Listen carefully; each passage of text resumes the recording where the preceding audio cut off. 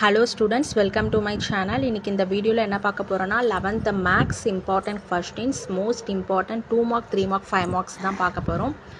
டோட்டலா 12 chapters இருக்கு. Exercise தனியா, எக்ஸாம்பிள் தனியான செப்பரேட்டா எல்லா என்ன இம்பார்ட்டன்ட் சம்ஸோ எல்லாமே இருக்கு. ஸோ இதில் கொடுத்துருக்க கொஸ்டின்ஸ் எல்லாத்தையும் நீங்கள் தரவாக ப்ரிப்பேர் பண்ணிட்டீங்கன்னா கண்டிப்பாக இதுலேருந்து கொஸ்டின்ஸ் வரும்.